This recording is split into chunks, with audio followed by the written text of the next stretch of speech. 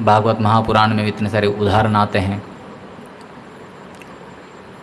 जैसे सौभारी मुनि का उदाहरण हम देखते हैं कि कैसे वो बहुत ही फोकस्ड योगी थे।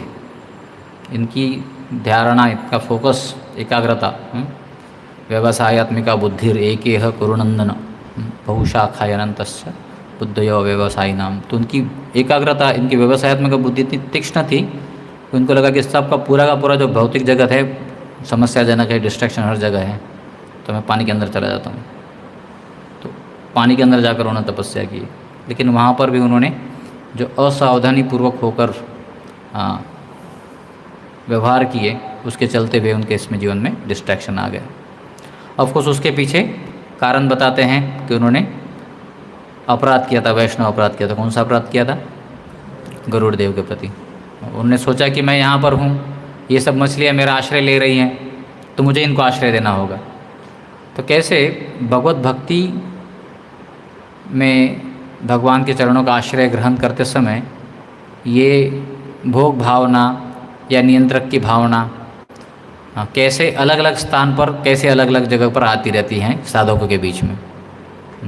तो ये इतने फोकस्ड होकर भगवान की आराधना में लगे हैं, समाधि में लगे हैं, लेकिन सोच रहे कि नहीं, ये मछलियाँ सब मेरे आश्रित हैं, मुझे इनका आश्रय देना होगा। और वो आश्रय के चलते हुए उन्होंने सोचा कि मैं इनको प्रोटेक्शन दे दूंगा, तो फिर उन्होंने गरुड़ को श्राप दे दिया। तो गरुड़ जी भगवान के वाहक हैं, तो उनके प्रति उनका जिस तरह से व्यवहार हुआ तो अपराध लग गया। और उसके कारण जो पानी के अंदर जाकर अपराध इस तरह से एक्ट किया कि उनको एक दृष्टि दिखाई पड़ी जहाँ पर मछलियाँ तो बहुत, वही मछलियाँ आश्रय ले रही थी उनका, तो आसपास में तो घूमते रहती थी हमेशा। तो उन्होंने देखा कि दो मछलियाँ साथ में हैं और प्रजनन की क्रिया में लगी हुई है। तो वो देखकर उनको अट्रैक्शन हुआ। जनरली व्यक्ति होता है तो उसको प्राणियों के प्रजनन कार्य को देखकर काम वासना को इतना उत्तेजना नहीं मिलेगी। बोलते कि सेम स्पीसीज में ज़्यादा अट्रैक्शन दिखाई पड़ता है। ऑफकोर्स आजकल थोड़ी विकृति भी आ रही है अलग अलग रूप से, वो अलग बात है, उसकी चर्चा नहीं करेंगे। लेकिन वो अट्रैक्शन उनको बड़ा डिस्ट्रैक्ट कर दिया।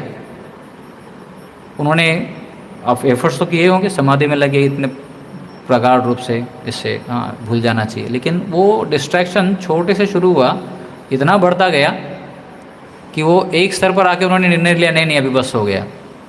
इतने हजारों साल की जो पानी के अंदर की तपस्या थी उसको उन्होंने त्याग दिया। बोले नहीं ठीक है, अभी हमको जाना है, विवाह करना है।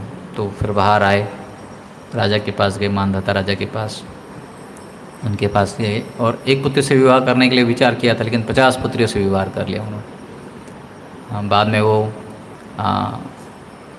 अपना साक्षात्कार भी देते हैं कि मैंने कैसा, ये मेरा उदाहरण सब साधकों के लिए एक उदाहरण रहेगा। बताते हैं कि कैसे व्यक्ति जो है डिस्ट्रैक्ट होता है आध्यात्मिक पथ पर अपने जीवन में।